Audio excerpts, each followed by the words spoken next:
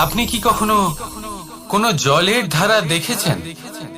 তার সামনে যতই মাটি থাকুক না কেন, যতই কাদা থাকুক না কেন, যখন এই জলের ধারা বইতে আরম্ভ করে দেয়, তখন এই কাদাকে নিজেই ধুয়ে নিয়ে যায়। ওই কাদাকে ধুয়ে দেয় এবং নিজের পথ নিজেই তৈরি করে নেয়। তাহলে আপনিও এরকম জলের মতো হয়ে উঠুন। যদি হয়ে উঠতে পারেন, তাহলে নিজের মনের, নিজের ভাবনার, নিজের জীবনের যত অনাবশ্যক তত্ত্ব আছে, অনুপযোগী অংশ রয়েছে, অর্থাৎ অপরিষ্কার অংশ রয়েছে, তা নিজে থেকেই নির্মল হয়ে উঠবে। আর যেরকম জলের ধারা কখনো থেমে থাকে না, সব সময় বয়ে চলে, সেইভাবে আপনিও কখনোই থামবেন না। সবসময় বয়ে চলুন, এগোতে থাকুন। পথে যদি অনেক বিপদ আসে, সমস্যা আসে, থামবেন না, তার উপর নিরন্তর প্রহার করুন, নিরন্তর প্রয়াস করুন আর অগ্রসর হন। আপনি ভেবে দেখুন, এই জলের ধারা কখনো থেমে থাকে না, সবসময় বয়ে চলে, বিপদের সম্মুখীন হয়ে তাকে সাথে বয়ে নিয়ে চলে। সেই জন্য জলের ধারা, প্রবাহমান এই ধারা, এর থেকে কখনো দুর্গন্ধ আসে না, এতে কখনো ময়লা জমতে পারে না, বরং পালিত হয় সুন্দর প্রাণবন্ত জীবজন্তু, যেমন সুন্দর ছোট মাছ। তাই আপনিও এটাই করুন, কখনো থামবেন না, শুধু চলতে থাকুন, জলের ধারার মতো বইতে থাকুন। আপনি আপনার লক্ষ্য অবশ্যই খুঁজে পাবেন, আর তার সাথে নিজের অন্তরের যে মালিন্য রয়েছে, তা আপনি নিজেই নিজের থেকে দূরে করে দেবেন।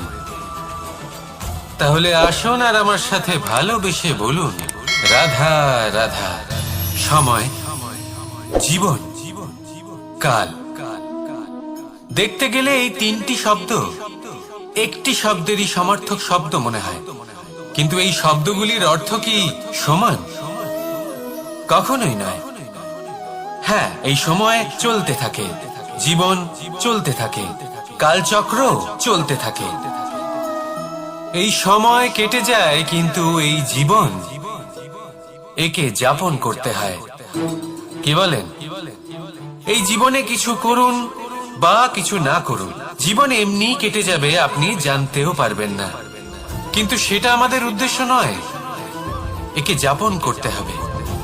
এই জীবনে প্রেরণা পেতে শিখুন, প্রেরণা দিতে শিখুন, আহ্বান গ্রহণ করতে শিখুন, আহ্বান জানাতে শিখুন, মহান কাজ করতে শিখুন, ধন্যাত্মক বোধ জাগিয়ে তুলুন। জীবন অতিবাহিত করার অর্থ কি, তা আপনি শিখে যাবেন।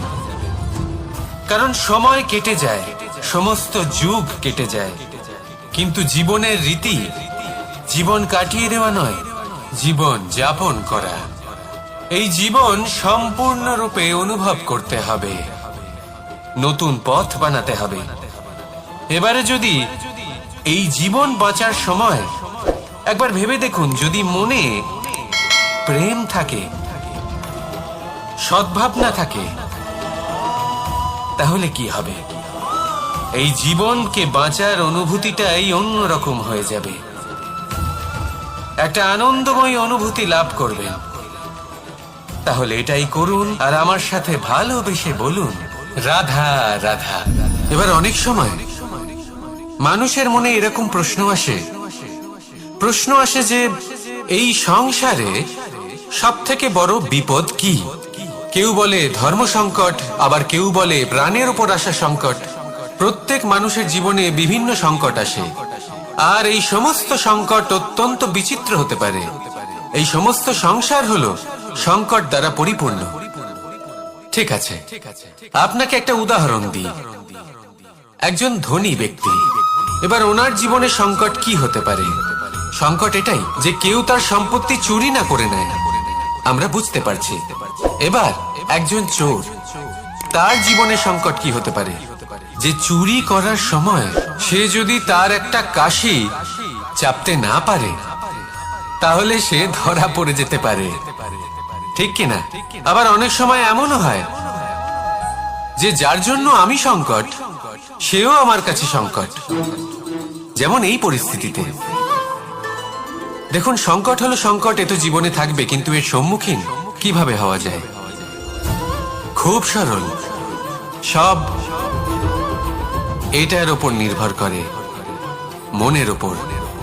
এই মনকে নিয়ন্ত্রণ করলে সব ঠিক থাকবে।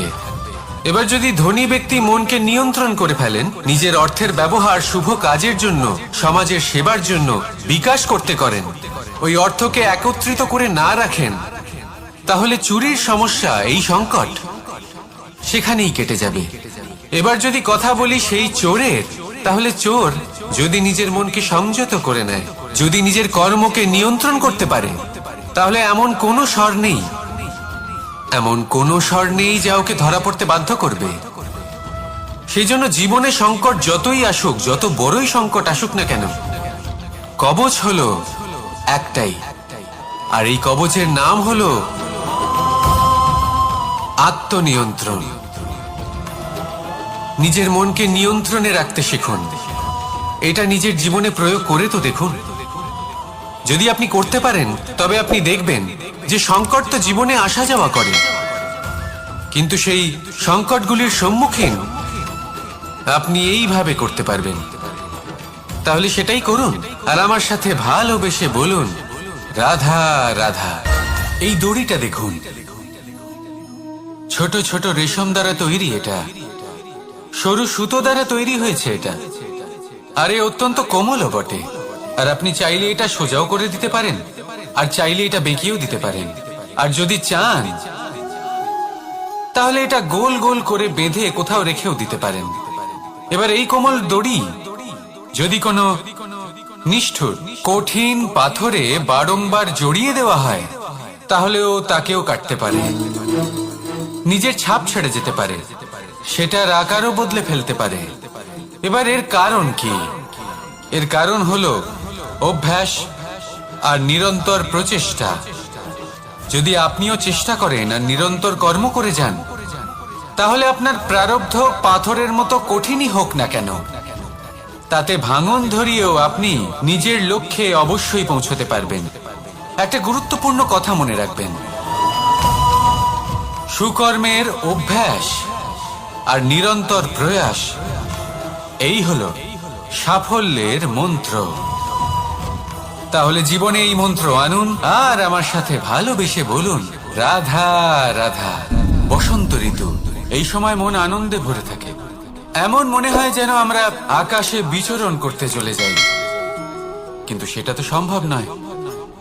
সেই জন্য হয়তো আমরা ঘুড়ি ওড়াই, এই ঘুড়িকে নিজেদের প্রতিরূপ মনে করে। এবার অনেক মানুষ আছেন যারা ঘুড়ি ওড়ান, কিন্তু এই কর্মের সারমর্ম কি সেটা কজন বুঝতে পারেন? আপনি এটা মনে করুন যে আপনি হলেন সেই ঘুড়ি, আর এই সুতো যিনি ধরে রয়েছেন তিনি হলেন পরমাত্মা, আর এই সুতো যেখান থেকে শুরু হয় সেই লাটাই হলো আমাদের কর্মচক্র। এবার আপনি নিজেই অনুমান করুন যে এই উড়ান কার ওপর নির্ভরশীল, পরমাত্মার ওপর আর আপনার কর্মের ওপর। যদি পরমাত্মা আপনার হাত ধরে থাকেন, আপনার সাথে থাকেন, যদি আপনি শুভ কর্ম করতে থাকেন, আপনি এই আকাশে উড়তে থাকবেন। কিন্তু কোথাও কোথাও যদি পরমাত্মার সাথে এই বন্ধন ছিন্ন হয়, আপনার কর্মচক্র খারাপ হয়ে যায় বা থেমে যায়, তাহলে আপনার এই ঘুড়ি কেটে যাবে আর দূরে কোনো গাছের ডালে গিয়ে আটকে যাবে। তাই শুধুমাত্র ঘুড়ি ওড়াবেন না, তার থেকে শিখুন, পরমাত্মার সাহচর্যে থাকুন, সবসময় শুভ কর্ম করতে থাকুন, আর সবসময় এই আকাশে উড়তে থাকুন। আসুন আর আমার সাথে ভালোবেসে বলুন, রাত। পিতা আর পুত্রের সম্পর্ক অত্যন্ত মধুর হয়ে থাকে। পিতা স্বপ্ন দেখেন, তাকে পূর্ণ করার সকল সম্ভাব্য চেষ্টা করেন, কিন্তু তাও অনেক সময় ওনার স্বপ্ন অপূর্ণ থেকে যায়। তখন পিতা ভাবেন যে স্বপ্ন উনি পূর্ণ করতে পারেননি, ওনার সন্তান তা অবশ্যই পূরণ করবে। যে স্থানে উনি কখনো পৌঁছতে পারেননি, সেই স্থানে ওনার পুত্র অবশ্যই পৌঁছবে।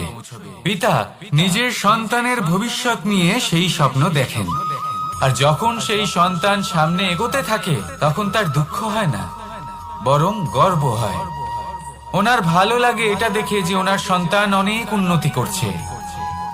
কিন্তু যখন সন্তান নিজের অভিভাবকের শক্তি দেখে, তার যশ দেখে হিংসা করতে থাকে, সমস্যা সেইখানেই শুরু হয়।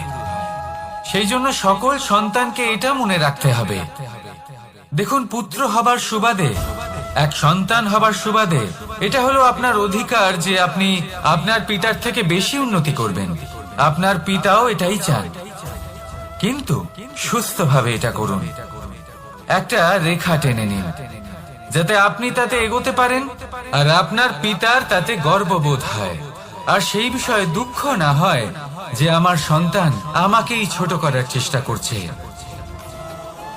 ইতিহাস সাক্ষী রয়েছে, যে মানুষ অন্য কাউকে ছোট করার চেষ্টা করেছেন সেই মানুষই ছোট হয়ে গেছেন। আর আমার মনে হয় না আপনি এটা চান, কারণ কোনো একদিন আপনিও কারোর পিতা হবেন। আসুন আমার সাথে ভালোবেসে বলুন, রাধা রাধা। আমাদের মনে যখন কোনো প্রশ্ন ওঠে, কোনো দ্বন্দ্ব জাগে, তখন আমরা যাই আমাদের গুরুর কাছে, আমাদের আরাধ্যের কাছে গিয়ে জিজ্ঞেস করি। এইভাবেই একদিন আমি পৌঁছলাম আমার আরাধ্যের কাছে, আমার মহাদেবের কাছে, আর ওনাকে প্রশ্ন করলাম যে মহাদেব, জীবনে আনন্দ পাওয়ার, উৎসব পালনের, প্রেম ভাগ করে নেবার, জীবনকে উপভোগ করে নেওয়ার সর্বশ্রেষ্ঠ সময় কোনটা? মহাদেব হাসলেন আর উনি বললেন, জীবনে উৎসব পালনের সব থেকে শ্রেষ্ঠ দিন হলো মৃত্যুর ঠিক আগের দিনটা। প্রেম ভাগ করে নেওয়ার সব থেকে শ্রেষ্ঠ মুহূর্ত হলো মৃত্যুর ঠিক আগের মুহূর্ত। জীবনকে উপভোগ করে নেওয়ার সর্বশ্রেষ্ঠ প্রহর হলো মৃত্যুর এক প্রহর পূর্বে। তখন আমি চমকে গেলাম। আমি বললাম, কিন্তু মহাদেব, মৃত্যু তো অনিশ্চিত, আমরা জানিও না কবে আমাদের মৃত্যু হবে। মহাদেব আবার হাসলেন। উনি বললেন যে যদি আমরা এভাবে জীবন কাটাই যে আমরা জীবনের প্রত্যেক দিন, প্রত্যেক মুহূর্ত, প্রত্যেক প্রহর শেষ বলে মনে করি, তাহলে আমাদের সমস্ত জীবন আনন্দের সাথেই অতিবাহিত হবে। কি বলেন? তাহলে আপনিও এই কথা মনে রাখুন আর আমার সাথে ভালোবেসে বলুন, রাধা রাধা। সাথী, সাথী এই শব্দটির ব্যাখ্যা কে কিভাবে করে? মিত্র, সখা, বন্ধু, কিন্তু অর্থ একটাই। তিনি যিনি আপনার সঙ্গী হন আর তিনি যার সাথী আপনি হন। এবার সব থেকে বড় প্রশ্ন হলো এটাই যে তিনি কে হতে পারেন যাকে আপনি আপনার সাথী বলে মেনে নিতে পারেন, নিজের সখা, নিজের মিত্র, নিজের বন্ধু মেনে নিতে পারেন।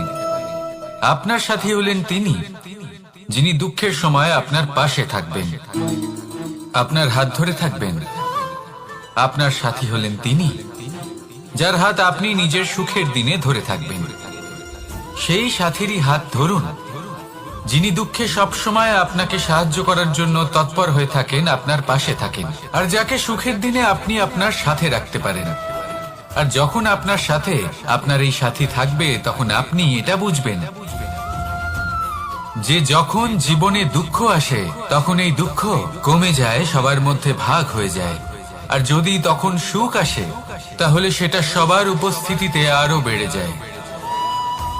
এটাই হলো প্রেম, এটাই হলো ভালোবাসা, এটাই হলো সঙ্গ, যেমন সম্পর্ক আমার আর রাধার মাঝে। তাহলে আসুন আর আমার সাথে ভালোবেসে বলুন, রাধা রাধা। জীবনে অগ্রসর হওয়ার জন্য আমাদের কাকে প্রয়োজন হয়? মাতা পিতা, বন্ধু, প্রেম, সাহায্য, অর্থ, পরিশ্রম, আশা। ভিন্ন ভিন্ন মানুষ ভিন্ন ভিন্ন বিকল্প চয়ন করে। যদি আমি আপনাকে বলি তাহলে জয় আর পরাজয়ের মন্ত্র দুটো শব্দের উপর নির্ভর করে, মেনে নেওয়া আর দৃঢ় হওয়া।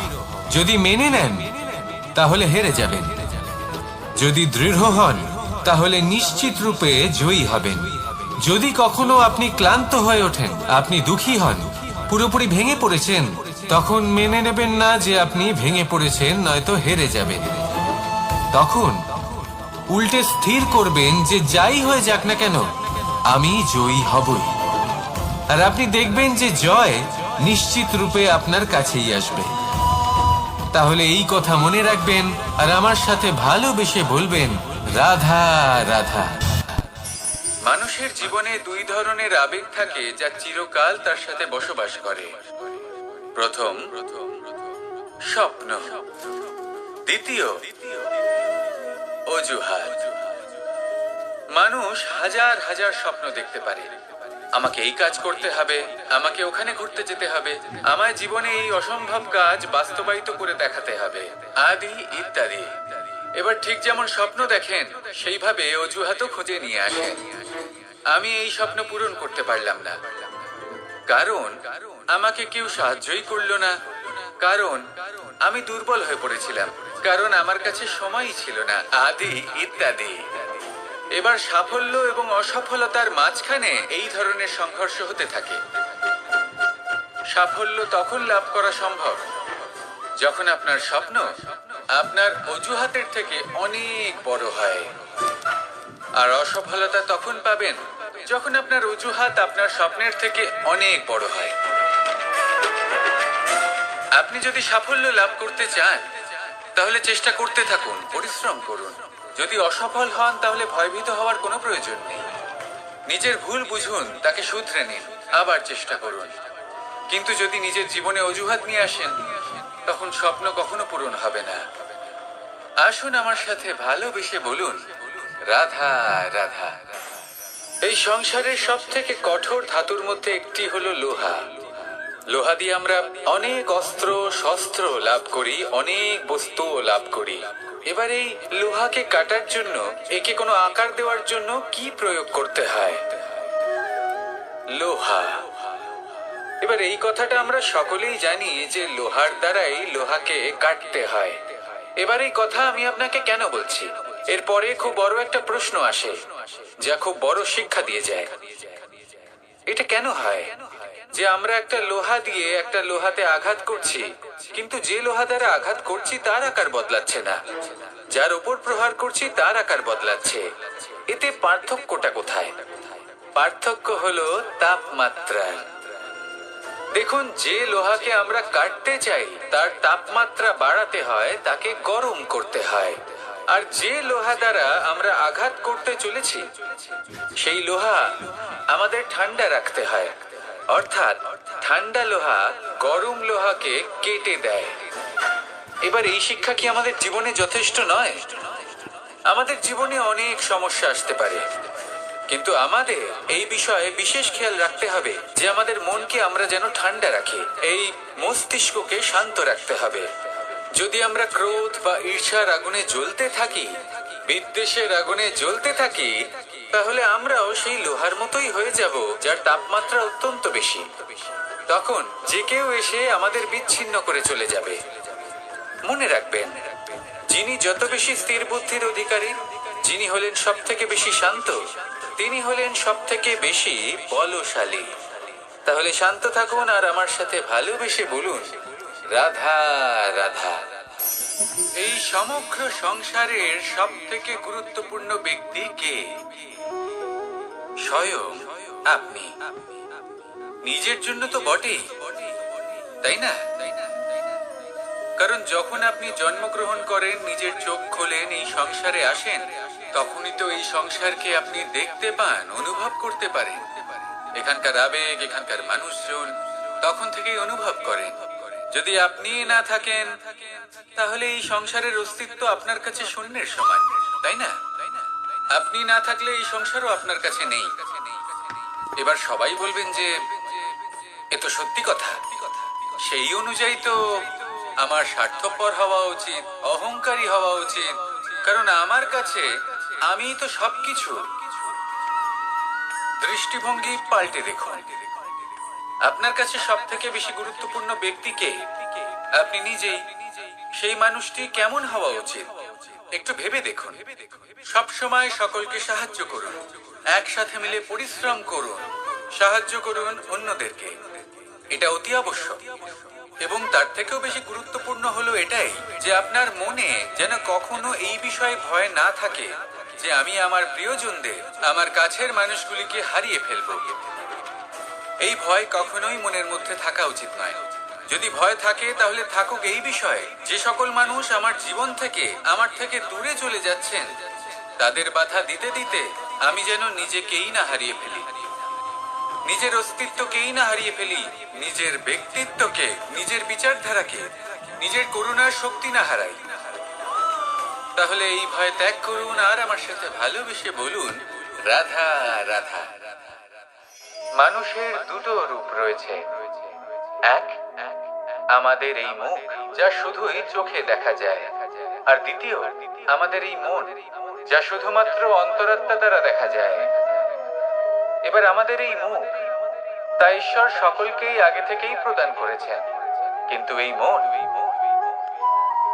মন কেমন হবে তা আমাদের জীবনের অনুভূতি এবং আমাদের জীবনের লক্ষ্য এগুলি সুনিশ্চিত করে। অর্থাৎ নেত্র দিয়ে দেখা যায় আমাদের এই মুখ, তা শুধুই এই কারণে প্রয়োজন যাতে সংসার আমাদের দেখতে পায়, আমাদের চিনতে পারে। কিন্তু যদি এই সংসারে আপনি প্রকৃত অর্থে মান সম্মান লাভ করতে চান, তাহলে নিজের অন্তরাত্মাকে আপনাকে বিকশিত করতেই হবে। দেখুন, কথায় আছে এই যে অসুর, তা শারীরিকভাবে উপস্থিত নয়, তা মনের মধ্যে থাকে। যদি এই মন থেকে অসুরকে বের করে দেওয়া যায়, তাহলে শরীরে তা উপস্থিত থাকবেই না। তাই মনকে শুদ্ধ করুন আর আমার সাথে ভালোবেসে বলুন, রাধা রাধা।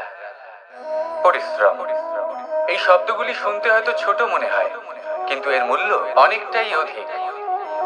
এবার প্রয়াসও কিন্তু দুই ধরনের হয়। একটা প্রয়াস তাই যা আমরা নিজের মন থেকে, অন্তর থেকে সমগ্র শক্তি দিয়ে করার চেষ্টা করি। এবারে এই প্রয়াস প্রচেষ্টার নামান্তর। কিছু প্রয়াস এমনও হয় যেমন দ্রুতক্রীড়া খেলা। মানুষ বলেন, আজ একটু প্রয়াস করি, একটু দ্রুতক্রীড়া খেলেই দেখি, যদি বিজয়ী হই তবে ভালো ব্যাপার, যদি না হই তবে আর কখনো খেলবো না। এটাও কিন্তু প্রয়াস, কিন্তু এই প্রয়াস পরিশ্রম নয়। পাণ্ডবদের দেখুন, ওনারা যখন পরিশ্রম করেছিলেন তখন খাণ্ডবপ্রস্থকেও ইন্দ্রপ্রস্থ বানিয়েছিলেন। দ্রুতক্রীড়া খেললেন, সেই মুহূর্তেই ইন্দ্রপ্রস্থ হারিয়ে ফেললেন। পরিশ্রম করলেন, সগৌরবের রাজা হলেন। দ্রুতক্রীড়া খেললেন, তখন এক মুহূর্তে রাজা থেকে নিঃস্ব হয়ে গেলেন। সারমর্ম এটাই যে দ্রুতক্রীড়া কখনো কখনো আপনার মিত্র হতে পারে, কখনো সে আপনাকে বিজয়ী করতে পারে, কিন্তু প্রয়াস এবং পরিশ্রম যখন একসাথে মিলিত হয় তখন তা সর্বদাই আপনার সাথে থাকে। প্রয়াস করতে থাকুন, পরিশ্রম করতে থাকুন, আর আমার সাথে ভালোবেসে বলুন, রাধা রাধা। মানুষ কখনো কখনো সময়কে নিয়ন্ত্রণ করতে চেষ্টা করে, কখনো কখনো সময়ের গুরুত্ব বুঝতে পারে না। এটা ভাবে যে এই কিছু মুহূর্ত কেটে যাক, একে অতিবাহিত করি, তাহলে কি বা হবে, কয়েকটা মুহূর্ত মাত্র। কিন্তু তা নয়। আজকের একটা মুহূর্ত ভবিষ্যতের অনেক বড় পরিবর্তনের ভিত হতে পারে। আজকের একটা মুহূর্ত আপনার ভবিষ্যৎকে উজ্জ্বল করে তুলতে পারে। সেই জন্য ছোট ছোট মুহূর্তগুলিকে অদেখা করবেন না। সময়কে কাজে লাগান, পূর্ণরূপে কাজে লাগান। এবার যদি আপনি কাউকে সাহায্য করতে চান আর সেই কারণেই যদি থেমে থাকেন, তাহলে ঠিক আছে, কারণ আপনি কাউকে সাহায্য করে তার জীবনকে আরো ভালো করে তুলতে চাইছেন, আরো শ্রেষ্ঠ করতে চাইছেন। এই পুণ্য, এই কর্ম ফিরে আপনার কাছেই আসবে আর আপনার জীবনকে শুভ করে তুলবে। কিন্তু যদি আপনি আলস্যের কারণে থেমে থাকেন এবং কিছুই না করেন, সময় নষ্ট করেন, তাহলে কিন্তু একটাই ঘটনা ঘটবে, আপনার ভবিষ্যৎ বিপদগ্রস্ত হয়ে পড়বে, আর কিছুই নয়। সেই জন্য এটা বোঝা প্রয়োজন যে কখন থামতে হবে এবং কেন থামতে হবে। যদি আপনার থামার কারণ এবং সময় অনুচিত হয়ে থাকে, তাহলে আপনার ভবিষ্যৎ কখনোই উচিত হতে পারে না। সেই জন্য সময়কে সম্মান করুন আর পূর্ণ ব্যবহার করতে শিখুন। আর আমার সাথে ভালোবেসে বলুন, রাধা রাধা। জীবনে সবসময় সেটা হয় না যা আমরা চাই, তেমন ভাবে হয় না যেমন ভাবে আমরা চাই। এবার তাতে আমরা দুঃখ পাই, নিরাশ হয়ে পড়ি, ভাগ্যকে দোষ দিই অথবা অন্য কাউকে বা নিজেকে। কিন্তু সত্যটা কি সেটা আমাদের জানতে হবে। এই সংসার নির্মিত হয়েছে পাহাড় দ্বারা এবং পাথর দ্বারা, তাই প্রত্যেক স্থানে ছোট ছোট ছোট ছোট নুড়ি পাথর তো অবশ্যই থাকবে। এগুলো এড়িয়ে যাওয়া সম্ভব নয়, আর এই কথাটা আমরা সকলে জানি। এবার এইভাবেই আমাদের জীবনে নানান রকমের সমস্যা লেগেই থাকে। এর হাত থেকে কোনোভাবেই নিস্তার পাওয়া সম্ভব নয়। একটা সমস্যা এড়াতে যান, দ্বিতীয় চলে আসবে, দ্বিতীয় সমস্যা এড়াতে যান, তৃতীয় চলে আসবে। কিন্তু সমস্যা জীবনে থাকবেই, আর আপনাকে সাহায্য করার জন্যই থাকবে কোনো না কোনো রূপে। আপনার চারপাশে পাথর আছে, এটা আপনার উপর নির্ভরশীল আপনি কি করবেন, কোন পথে অগ্রসর হবেন এবং কিভাবে অগ্রসর হবেন। এবার দেখুন, এটা তো সবসময় সম্ভব নয় যে আপনার পদতলে ফুলের চাদর থাকবে, এটা তো অসম্ভব।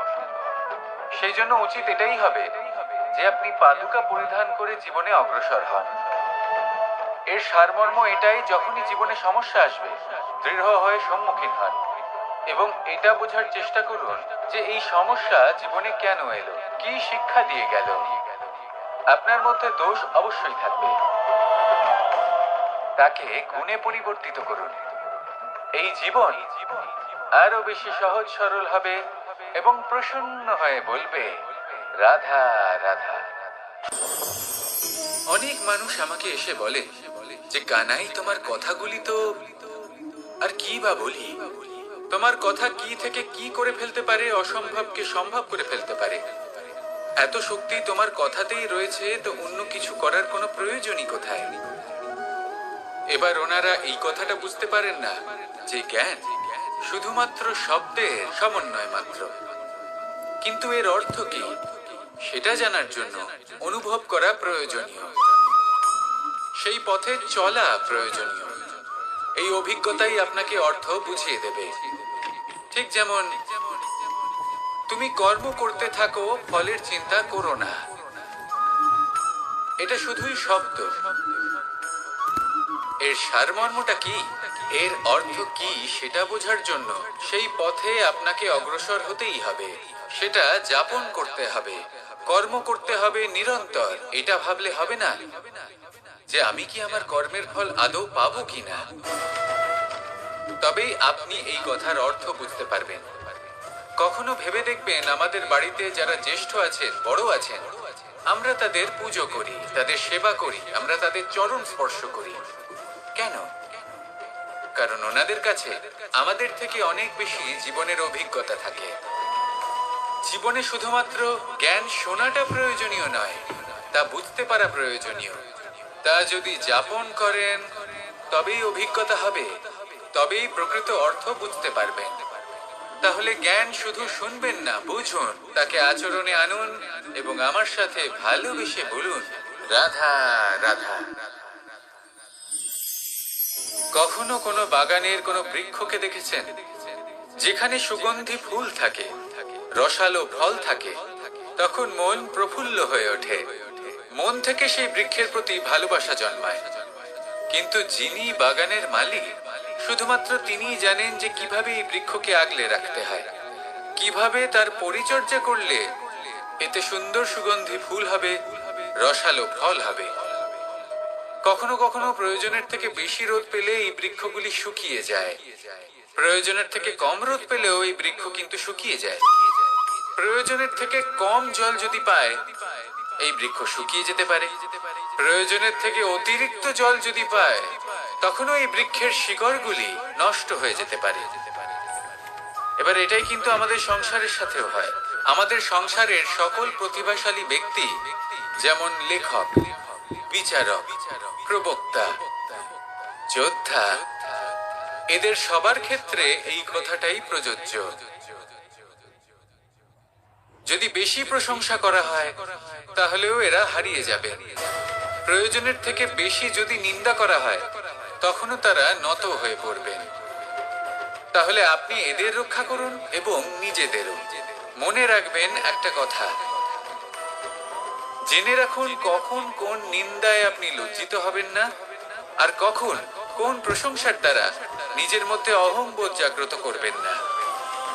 এই মন সুপ্রসন্ন হয়ে বলবে, রাধা রাধা। জল এ হলো জীবনের রাধার পঞ্চতত্ত্বের মধ্যে একটি, আর অত্যন্ত বিশেষ। এর থেকে অনেক বড় শিক্ষা পাওয়া যায়। এই জল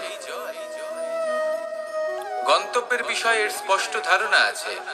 ও জানে ওর লক্ষ্য কি, আর প্রয়াস করে ততদূর সে পৌঁছেও যায়। এটি পর্বত থেকে বয়ে নিচে নেমে আসে, নদীর সাথে সমাহিত হয়ে তার সাথে বয়ে চলে, চিরসবুজ বনানী গড়ে তোলে, প্রাণীদের তৃষ্ণা নিবারণ করে, সামনে এগিয়ে চলে, মানুষের সাথে মিলিত হয়। যারা একে বাঁধের মধ্যে বেঁধে রাখতে চেষ্টা করে, সে বন্দি দশাতেও থেকে যায়, মানুষের কল্যাণ করে। তারপর বাঁধ থেকে মুক্তি পেয়ে এগিয়ে চলে, কোথাও ধাক্কা খায়, কোথাও বাধা পড়ে, কোথাও যদি পথ খুঁজে না পায় তাহলে পথ খুঁজেই নেয়, আর যেখানে পথ থাকে না সেখানে পথ বানিয়ে নেয়, আর শেষ পর্যন্ত নিজের লক্ষ্যে পৌঁছেই যায়, অর্থাৎ সমুদ্রে গিয়ে সমাহিত হয়ে যায়। আমাদেরও কিছুটা এরকমই হয়ে উঠতে হবে। যেখানেই যাবেন সকলের কল্যাণ করুন, সামনে এগোন। আপনি কোথাও পড়ে গেলে, ধাক্কা খেলে আঘাত লাগবেই, উত্থান পতন লেগেই থাকে। সামনে এগোতে থাকুন। কোথাও পথ না পেলে তা খুঁজে নিন, কোথাও পথ না থাকলে তা বানিয়ে নিন। নিজের গন্তব্যের কথা সব সময় মনে রাখুন। শেষ পর্যন্ত নিজের মোক্ষ লাভ আপনি অবশ্যই করবেন। আর আমার সাথে ভালোবেসে বলুন, রাধা রাধা। কখনো কোনো বৃক্ষকে দেখেছেন? এই ধরিত্রী থেকে ততটুকুই জল নেয় যতটুকু তার প্রয়োজন। কোনো প্রাণীকে দেখুন, এই প্রকৃতি থেকে ততটুকুই খাবার গ্রহণ করবে যতটুকু তার খিদে রয়েছে। খিদে মিটে গেলে আর খাবে না। এবার মনুষ্যকে দেখুন, সে নিজের জীবনে যা কিছু পেয়েছে, বস্তু, ধন, খাবার, শক্তি, প্রয়োজনের থেকে অনেক বেশি লাভ করার চেষ্টা করে থাকে। প্রয়োজনের থেকে বেশি যদি পেয়েও যায় তাহলেও তার কম মনে হয়।